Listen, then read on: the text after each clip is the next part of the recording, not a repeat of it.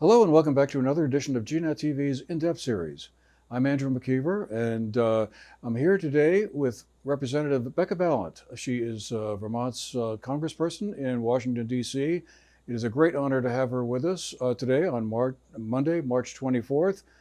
Representative Balint, welcome back to GNAT. Thank you. I'm very happy to be here. Nice to see you. Nice to see you as well.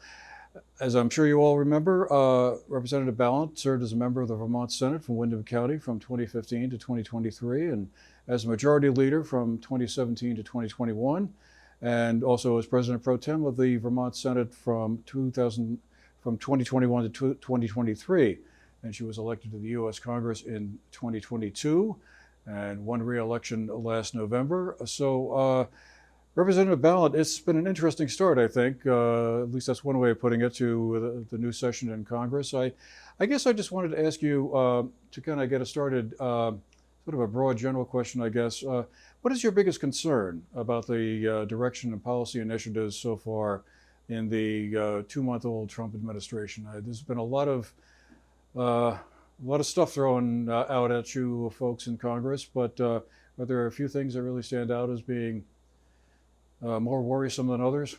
Absolutely. The biggest concern, I think, for everyone within my caucus and certainly what I'm hearing from constituents around Vermont is the concern that this administration is not respecting the rule of law and the balance of powers. Trump has only been in office for about 2 months now, and through his executive orders and some of his policy initiatives, it's clear that he is not acknowledging that there is a limit on executive power. And in many instances, he seems to be acting as if he had dictatorial powers. And it was very concerning last week when we had a federal judge rule that the flights to El Salvador were, in fact, they needed to be halted, that folks on those planes did not have due process. It was ignored by the White House. And I believe that does put us right now in a constitutional crisis. And the question for us is, how severe will it be? And how do we come back from it? And then I got news this morning that the Judiciary Committee that I serve on, the chair of the Judiciary Committee, is going to be holding hearings on impeaching federal judges that defy Donald Trump. That should terrify all of us. I don't care, and I will say this to everyone watching, at this point, I don't care who you voted for in Vermont, whether you voted for Kamala Harris or Donald Trump, or if you didn't vote at all. This is not about party. This is about our system of government. And if you have an administration that doesn't respect the checks and balances, then the democracy falls apart. And that's my main concern above all else. And we can get more into the specifics of the policies, which I think we should do. But this is something that has to come above party. And it's deeply concerning to me that my Republican colleagues in the House are giving over their power to the executive branch. We in the legislative branch have the power of the purse. We decide on spending. And they are allowing this administration to claw back money that we have already dedicated to programs. They are allowing the administration illegally to dismantle the Department of Education, to take apart the Consumer Financial Protection Bureau, authority that the executive branch does not have. So this is the main concern for all of us. So to that point, and it's been something that I've been observing as well, I'm sure privately and off the record and off camera, when you talk with your Republican colleagues in the House and perhaps in the Senate as well, these are all intelligent people. They fully understand checks and balances and separation of powers and all of that. And yet it seems like there's an enormous reluctance on the vast majority of their parts to speak out publicly, saying, hey, I support the president, but on this case, I have concerns. There's not even a peep of any kind of dissonance. Is that solely because they just feel that if they were to speak out and say something that wasn't part of the program, that they would then be under a challenge in their reelection? They would get primaried. They would be they would not get the support of their base and they would be voted out of office. Yeah, so there's a couple things going on here, and I'm so glad you asked this because there are people in Congress on the Republican side who did run in order to serve their constituents. Okay, they didn't run for power or glory. They are not necessarily, true believers in the MAGA policy program, but they have been unwilling to speak out because you have the world's richest man has already declared that anyone who defies the president on the Republican side will get a primary challenge that he will fund. He has an unlimited amount of resources. So one is about elections. That is true. But there's this other thing that they talk about behind the scenes when the cameras aren't rolling, which is that they are physically afraid because they know that Donald Trump or Elon Musk tweeting about them and their defiance of him will cause people to show up at their homes, intimidate their wives and their children. We saw that during the speaker fight in the last Congress. And so you have situations where House members and senators are being told, don't stick your neck out or we'll be coming for you. And then there are people who are in it just for power's sake, and they're willing to go along to get along.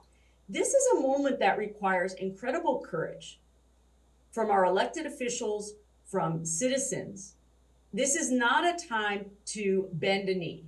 And I'm deeply concerned that we are seeing the Republicans, as I said, give over the power that Congress has. And the Congress is supposed to be a check on the president. That was how the framers envisioned it. This is not an un-American ideal. It is a quintessentially American ideal. It is the foundation of our governmental structure. And so I have thought in earnest now for 2 years, how do I cultivate courage and bravery in some of those colleagues? Because I have good relations with folks on each of my committees. I'm on several bipartisan caucuses. I play on the bipartisan softball team. I have personal relationships, but it is absolutely soul crushing and heart crushing to see them fall in line when they know better, because either they are afraid or they're not willing to risk their seats. We all should be willing to lose for standing up for our values and the values of our constituents and the rule of law. And if you're not willing to do that, then I say you should get out of the way. Yeah, well, I'm not going to disagree with you. It is pretty amazing.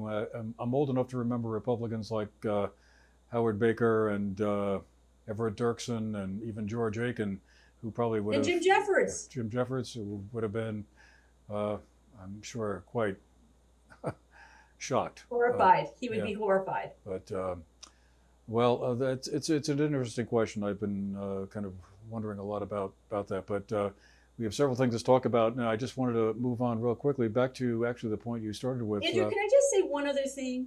Sure.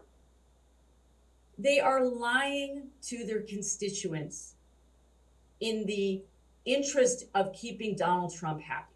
And I'm going to give you an example, okay? The budget resolution that they passed calls for $880 billion of cuts from a certain part of government.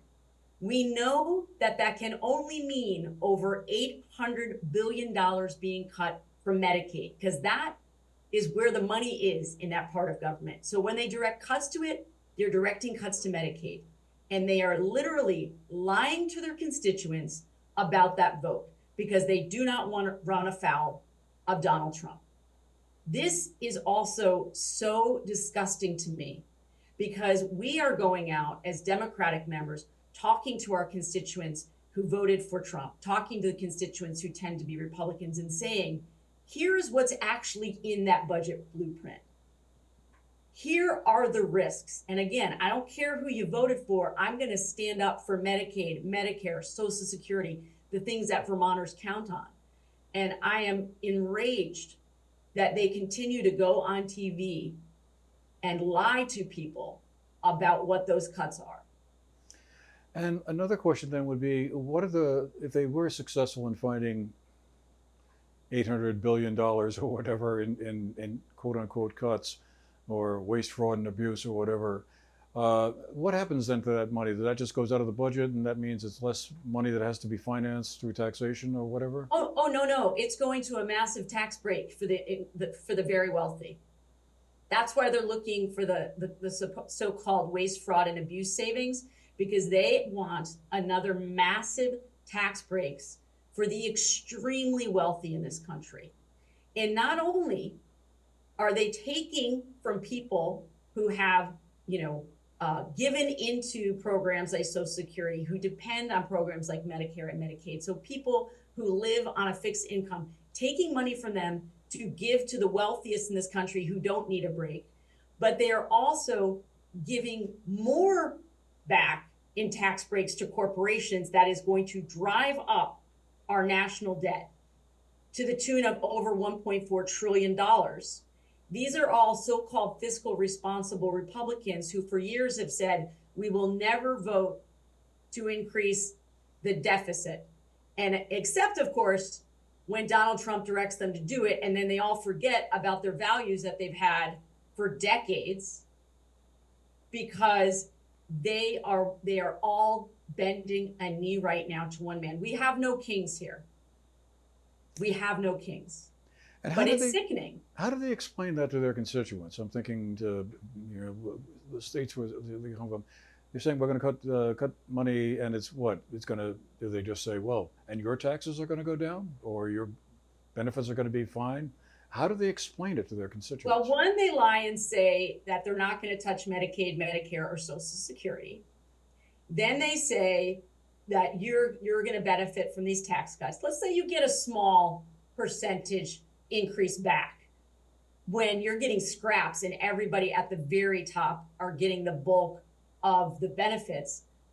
But the other piece that I want you to remember here is that Republicans have been instructed by their leaders in Congress not to give town halls. Literally, don't communicate with your constituents face to face, in person, so they don't have to face those tough questions in real time. It is shocking to me that somebody serving right now in elected office would not feel a responsibility to the people who sent them here, and at the very least, show up at a town hall to answer questions. Let me just shift gears a little bit. I wanted to ask you what your thoughts were about 2 weeks or so later on the vote that was taken on the continuing resolution in the House and the Senate to keep the government from shutting down.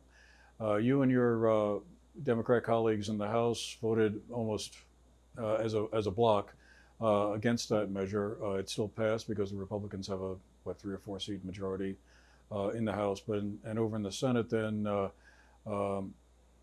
majority leader or minority leader Chuck Schumer, a day or two before the vote, said, "Hey, I think maybe we'd be better off voting for it because the alternative of a government shutdown would then give President Trump and Elon Musk an open door to kind of then go and close down more government agencies." What are your thoughts on that vote? Do you think that was the right strategic move? I was very frustrated with Leader Schumer and the other Democrats that decided, in my opinion, to cave. And the reason why I say it was a cave is because we only have a few leverage points. And I want to explain this to folks that in the House right now, in order to pass any law, you need 218 votes. Right now, Democrats, we actually had somebody who died unexpectedly several weeks ago. We're now at 214. There is, with every Democrat saying together, we cannot block things, we cannot pass things. So what we can do is use the Senate. The Senate has parliamentary maneuvers that they can use to their advantage that we don't have in the House. It's a different set of rules, a different chamber. So we had staked that out as being a position that we could use to bring Republicans back to the table.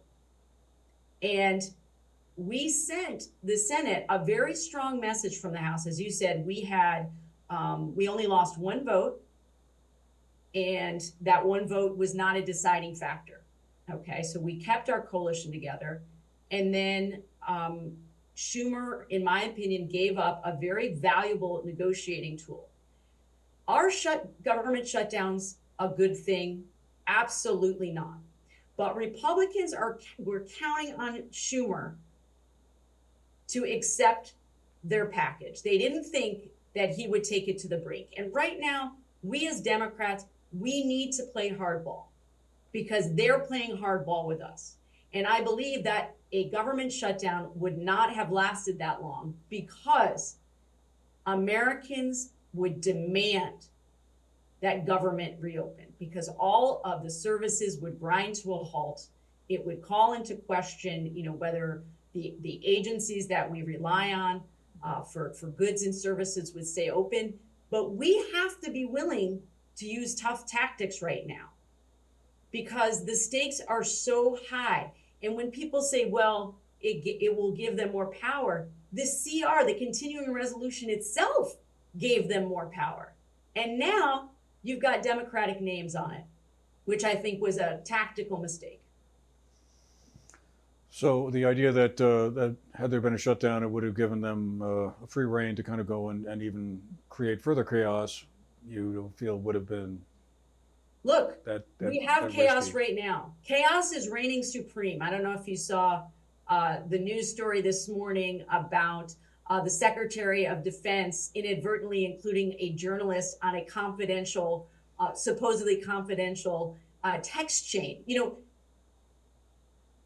We have utter and complete chaos right now, and they don't know what they're doing. So I say, let's force the issue. Well, in the few minutes we have left, I guess I wanted to ask you one other point. How should people, ordinary citizens who feel concerned about the actions of the new administration, respond to all of that? I mean, how should the resistance, to use that term, respond? Is it time for people to start, demonstrating in the streets Well, so I always what say should they this be doing? moment requires three things. Okay, if you don't like the direction that we're going in, right? So we have to litigate, and that's happening, right? With these illegal executive orders. We partner with outside groups to bring those lawsuits, many of them active. And I just want to point out, we're winning a lot of those lawsuits against the Trump administration because the moves that he is making are, in fact, in violation of federal law, the Constitution. So we have to litigate. We have to legislate, those of us in elected office who can use, as I said, the strategies and tactics that we can within the House and the Senate. But we also have to activate and agitate. And that means, and this is something I've been saying to Vermonters wherever I go, you can't focus on every single thing that's happening right now. There's too many things. You will become overwhelmed. Focus on the issue that is most important to you. I mean, we haven't even had a chance to talk about cuts to the VA, right? So if it's Veterans Affairs, become an expert on what's happening there, what the administration is doing, and how it's going to impact the VA, or whether it's Social Security, Medicaid, whether it is you're very concerned that we are not funding initiatives overseas that help keep us more safe and secure. Pick that thing, become an expert at it, and then share actual facts and figures and real news on what's happening to the people in your network, whether it's via social media, whether it's face-to-face conversation, whether it's reaching out to friends and family in other states. Always call, if you're a Vermonter, always call our congressional office or the two senators, let them know how you're feeling, call the White House. But also feel free to reach out to those family and friends in other districts and ask them to become more engaged. And as you said, are there times where we need to be out on the streets? Absolutely, that is part of this as well. Because I do fear that we are sliding into authoritarianism, and it will take us demonstrating and standing up for this democracy that we believe in, that has been the guiding light around the world for so many years. And so I'm going to sort of go back to where I started. This is a time that requires great courage of all of us. And we have to dig deep right now. Yeah, indeed. Gosh, there's so many other things to talk about. The tariffs would be Oh, yes. one other one, particularly here in Vermont. I think we're seeing a lot of blowback already from that. And I guess one of the things that worries me most about that, and some of the other issues that have caused division between the United States and our European allies, is this idea that this is not a short-term thing either. It's not like this is something that gets fixed when a new administration takes office in That's right. 3 years or so. This is something that's a long-term problem. That's when trust has been broken like that, it's not easily repaired, because then No, they're it's just saying, not. well, what happens in another 4 years? In 2 months, Trump and his administration have destroyed 80 years of allyship, of cooperation around the globe. I was on a call this weekend with members of a parliament from Europe, and they are desperate to hear reassurance from us that that we'll be able to bring this back from the edge. But countries around the world that have been our allies are now instructing some of their citizens not to travel to the US right now because it's not safe. They're saying just because you have a green card right now in the United States, you're not safe. Canadians have stopped coming to Vermont. I talk to businesses in the northern tier of our state. People are canceling their yearly trips to Vermont. We are going to feel the economic damage from this in real time in Vermont. It's not going to happen in the future. It is, especially as we head into the summer season, receipts are going to be down and costs are going to go up. And now I see that my person is telling me here, I got to wrap it up. But I'm always so happy to chat with you. I wish we had more time, but I'm glad we got to connect. Indeed. And thank you very much again, Representative Balint, for making the time for this conversation. I really do appreciate that. Absolutely. And thank you for all your service to Vermont and the country in Washington. So thank you. And thank you for doing a really important job, which is keeping people informed. It's critically important. Well, we're doing our best. All right. Anyway, Take care. Thanks again. Okay. And thanks to all of you who've been with us for the show. Hope you found it interesting. We'll see you again the next time. Take care.